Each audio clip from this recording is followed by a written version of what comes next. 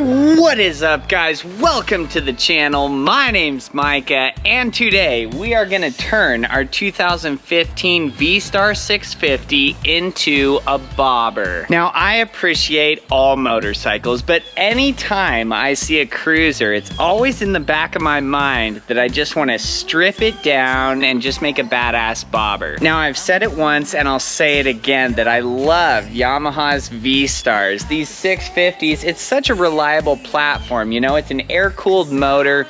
It's got a shaft drive for the rear end. It is just a super easy, straightforward design, and I think this is gonna make a heck of a bobber. So what I've done is I ordered a bunch of parts off eBay. There's the stack of them right there. So I just get these universal generic bobber parts. So we got a universal solo bobber seat. I got some clip-on handlebars that are actually gonna clip on the fork here. So this baby's gonna be like low and slow. It's gonna be awesome. We just got some generic 1-inch grips that should go on those. And then I got kind of a universal license plate holder that has a tail light on it as well. It's just gonna go on our swing arm axle bolt. So this is gonna be so awesome, guys. So the thing about building these bobbers, you have to have a little bit of intuition. You gotta be a little bit creative. You know, there's no instructions with the parts that we got. Obviously, our bike is not ripped apart. I don't know if they'll fit, but I'm 100% sure we will get them to fit. You know, every bike is just gonna be different, from the shape of the tank, how that mounts, what the frame looks like in the rear, what the suspension system is, the drivetrain, but I've never found a motorcycle I couldn't bob out. So we're gonna continue the tradition and hack up this Vstar 650. So start to finish, I'm gonna walk you through all the exact parts that I got, walk you through the process, start to finish here.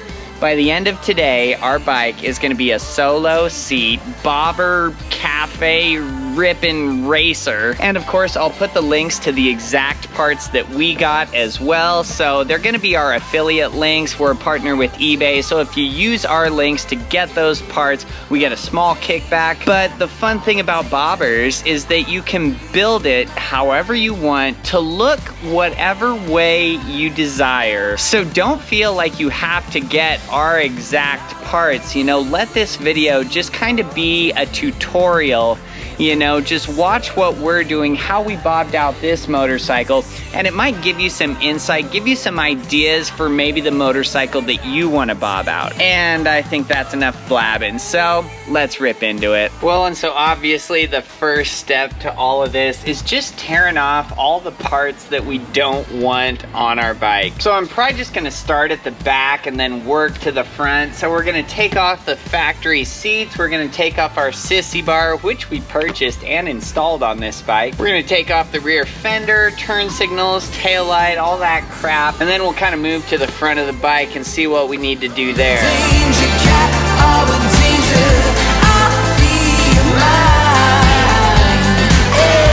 as I line them up and shoot them down.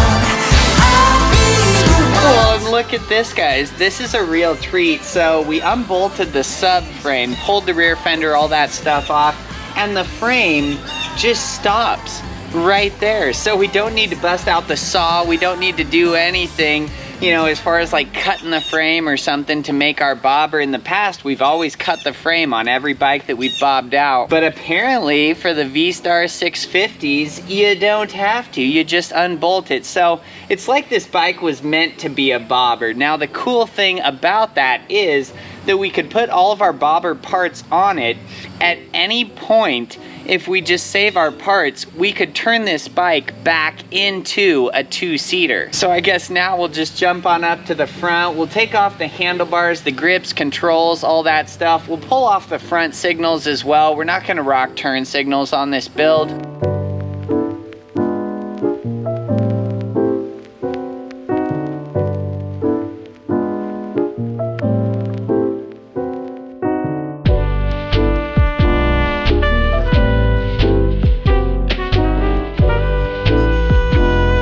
Alright, so now we've stripped off all the parts that we don't need, that we're gonna change out, and take a look at this motorcycle. you kind of get a sneak peek here of what the finished product is kind of gonna look like. So since we're doing those clip-on style handlebars, they'll come out right about there. So that will be the top of our bike. And then our solo bobber seat. Gosh, we've just got such a good setup here. I bet the pan on that seat is gonna about follow those lines pretty close. We've got a great rear cross member there.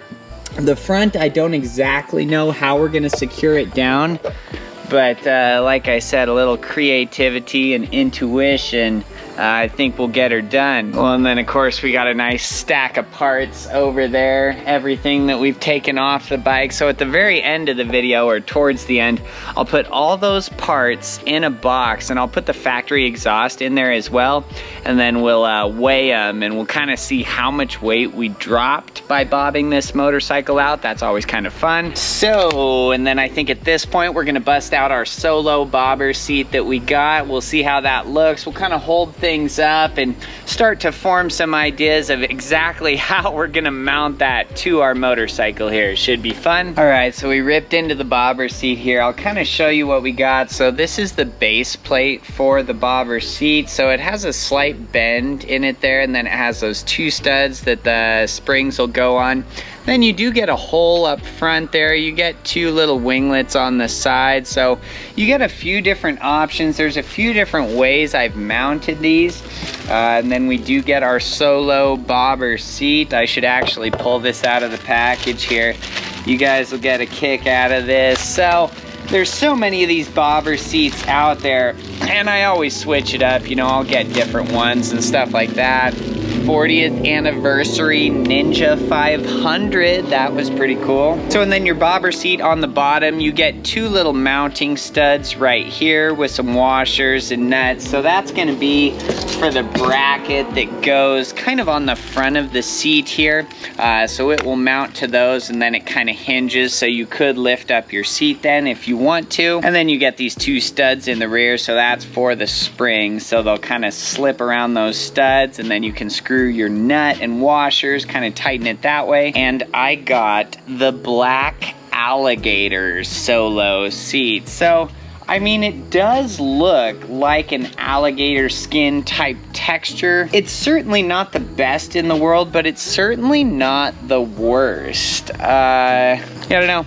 Just kind of something unique. Everything about this bike is gonna be unique, so I always like to do some wild stuff like that. But anyways, back to what we were saying with the base plate. So as I hold this base plate up to our bike, you know, the shape, everything about it seems like it's gonna work pretty good. But that angle that's in the pan, you know, I think we're gonna have to bend that pan down straight, because this is about the position that I'll want it. So, and I'll slide the tongue of that pan kind of just under the tank, I'm thinking. So I'm gonna take this crease out that's right here. We're gonna bend the pan straight or flat there. And then probably these winglets, I'm either gonna cut them off or bend them out so that they are flat and flush, kind of with the top, the tongue of this pan. So I really just need to flatten out those two things, and then I can kind of get a better idea of where I'm gonna mount this on there. Yeah, it's gonna be a little tricky. It's gonna be a little bit unique, but I think we'll be able to get it done. All right, we're making moves, we're making progress here. So I just kind of took out some of the bends in that plate by just a little bit, and then I bent those wings that are on the very end there. I kind of bent those somewhat flat. So I just grabbed those with a pliers and a channel ox, you know, with a rag around them, kind of tried to just bend those somewhat straight. And then to get the pan a little bit more straight, all I did was set it on some rags on the pavement, and I stepped on it. Pretty simple method there, but it certainly works. So now if you look, as I hold this up here, you know, the tongue kind of finds the spot that I'm gonna want that. And then the rear, that's about where I'm gonna want everything. So I think, you know, in this cross member, whoops, this cross member that we have here in between our two frame rails, I think I'm gonna drill a hole just right there. So we're gonna send a bolt through that. through this plate, and that's what will hold the front on. And then for the rear, we do have another cross member here on our two sides of the frame that bridges the gap there. It already has a hole right in the center. So I'm pretty much gonna drill our front hole, get that exactly where we want it, and then I'm gonna hold my pan up there, and with some sort of a little bolt or a marker or something, I'll mark the bottom part of the pan so I know exactly where that sits over that little hole that's in our cross member. And then that will be our mounting spot for the rear. So like I was saying, every bike's gonna be different. You just gotta get a little creative, like I was saying, you know, to figure out a way what's gonna work best to mount that pan on that frame.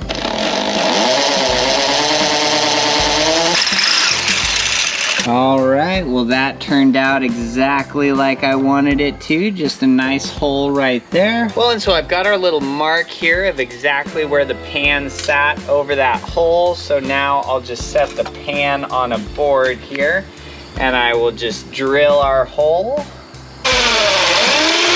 Voila, now we have a hole in the pan to mount it. We're in business. All right, so everything is coming together really nice on this. So we drilled our hole, we put our nut through, so the rear is secured to the frame. I mean, this thing is rock solid. Now with the way that we did this on the front, so that front bolt is not only gonna hold the front part of our pan to the frame, but it's also going to hold the front of our bobber seat on. So we're gonna need to get out our bracket here that goes on the front part of our bobber seat. So once we've got that bracket on our seat, then we can go about slipping a bolt and nut through all this, clamping all that together so the front of our seat is on, and then we just got the springs left. All right, so now our seat and pan is secured. Take a look at this. So we'll lift our seat up. So we've got our bolt up there, bolt in the back, our bracket there holding our seat on. So now we just need those springs that our seat will rest in, and then our bobber seat is complete. These springs are always a nightmare to get those on, but I'm sure we'll get it. We always have in the past. All right, the bobber seat is all on there, and check this thing out. It is bad to the bone. Oh man, and our plate just kind of follows those frame lines really well. I'm actually really impressed with the finished product there. Mounted on the rear, mounted through the front, through our bracket that holds the seat. Everything about that is just gonna work perfectly. And wow, our bike is slowly coming together. So now we're just gonna install our new license plate holder and taillight. So what I did is I cut the harness for our taillight out of our old fender, and then I just plugged it back into its connector here, and I have it just running out the back. So that's always the way you're gonna wanna do that. So we can splice these wires, we'll kind of strip the tips, splice that into our new taillight. You'll never wanna cut the connector off of your harness that comes out of the bike and then splice those wires, just because if anything goes wrong at all, you're in a world of trouble. All right, so for the license plate bracket, there's a couple different ways you can do this. You can have it mounted like this, or you can have it mounted like this.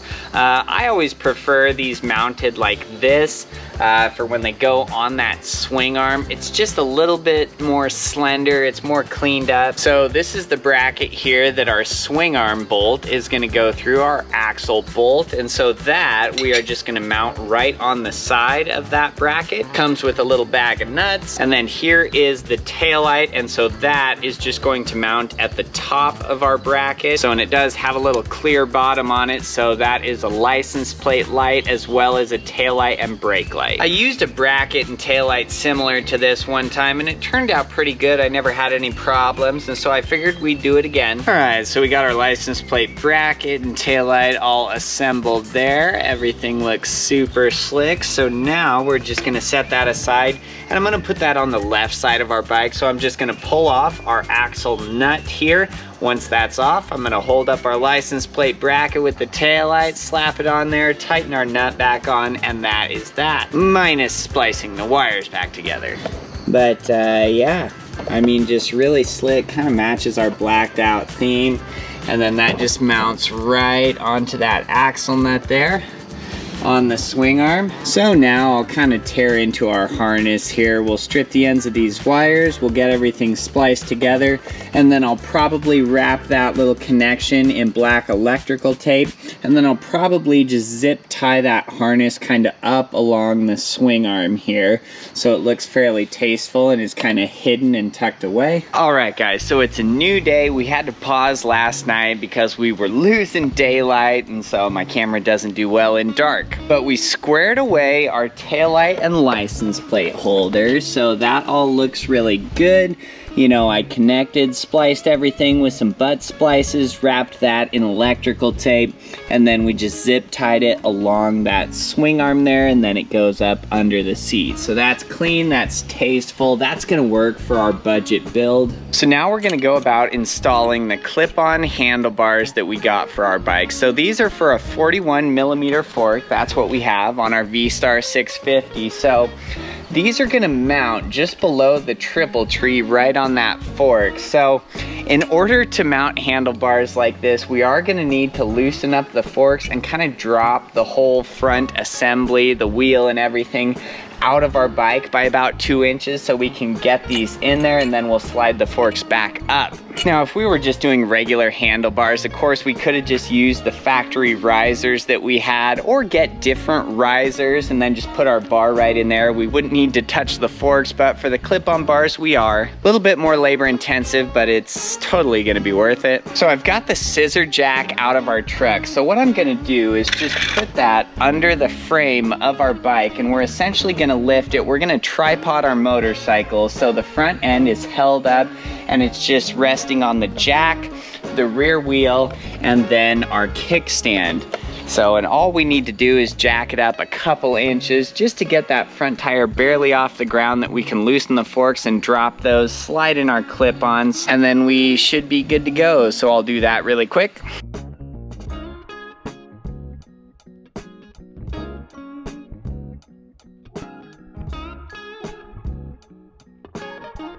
All right, the clip-ons are on. They look awesome. Let me show you guys. So here's kind of the look, the profile from the rear. So we just have them slightly angled back towards us, but man, those are gonna be so awesome. And so they do have a slight angle downwards, you know, just a few degrees here.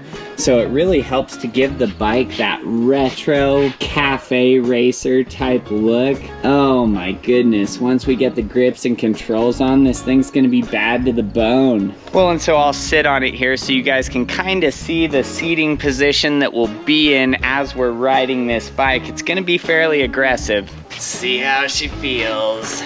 Oh man, you are just right over the bike. You are one with the bike. Your back, you know, our back is definitely leaning forward. You know, it almost has a sport bike type feel to it, except we do have the forward controls, and so our feet are kind of kicked out forward versus tucked behind us. I'm digging it. I've built bikes before in this style, and I truly enjoy them. So now I'm just gonna hook up all of our controls that we had taken off, you know, the clutch, the throttle, our switches, all that stuff.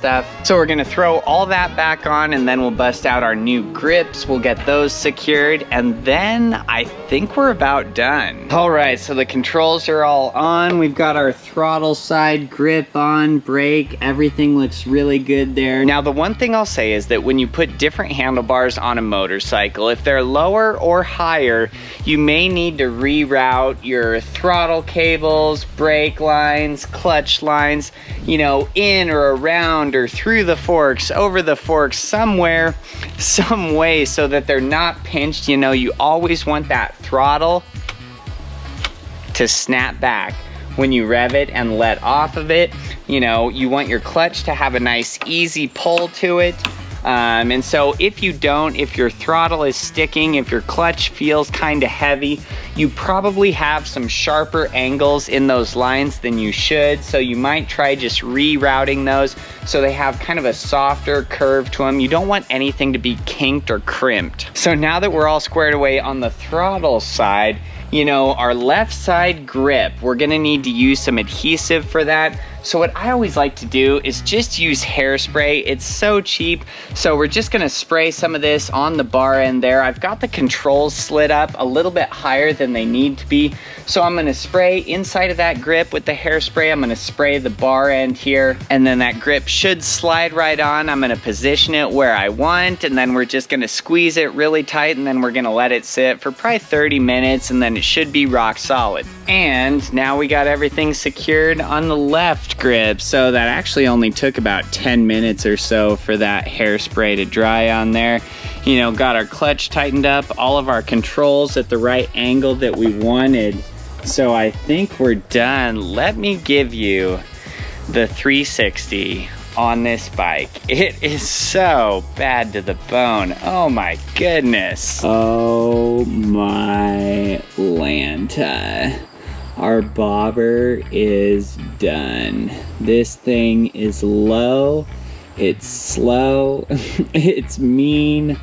Oh my gosh, it is just a black stallion. Handlebars came out great. The grips, the black spiked grips are awesome. That solo alligator seat, the profile of the bike from the rear. I just love the angle of those grips, man.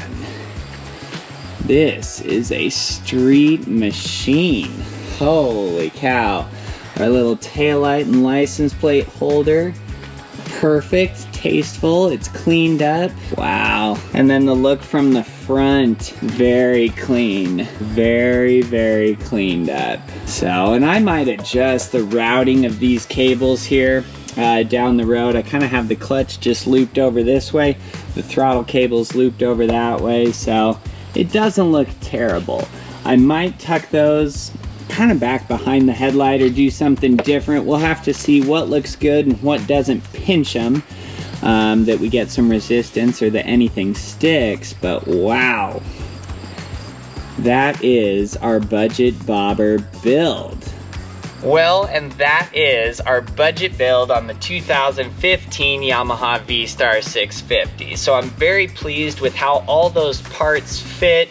You know, the look, fit, and finish of them is really nice, especially for them being like no-name eBay parts, most of them. Everything really looks awesome. And so I don't know exactly what the total for all of our parts came to. It's probably around the $200 mark. I will put links to all those exact parts that we used in the description. Like I said, I got them all off eBay. And then I did weigh all the parts that we took off of our bike, including the factory exhaust. And then I added up all the weight to the parts that we put on, and overall we're sitting 50 pounds lighter on our motorcycle since we bobbed it out versus how it was sitting. So now gassed up, ready to go down the road, we're sitting at 464 pounds as opposed to the 514 that we were at. So a 10% weight savings, you know, that's pretty good. And what I'm gonna do to cover the cost of all these parts that we put on is I'm just gonna list on eBay our factory seat. So those are selling for about $200. It was in perfect condition with no rips. So just selling our stock seat is gonna cover everything that we bought for the bike. And then if you really wanted to go further, if you really wanted to make a nickel or a dime here and there, you could sell the rear fender, the turn signals, you know, some of the littler things that we took off. I'm probably just gonna worry about the big stuff, so sell those seats, those are kind of a high dollar item, and then sell our factory exhaust. So, and then we are gonna make a video reviewing our total bobber build. We're gonna take it out for a ride, see how it handles, see what we think. You know, I'll probably recruit a buddy to help with that so he can film us as we ride, so you can kind of see what a person looks like on this riding down the road. But otherwise, yeah, that should about wrap it up for today. So like the video if this helped you out, subscribe if you guys want to see more, and until next time, have a wonderful night, guys.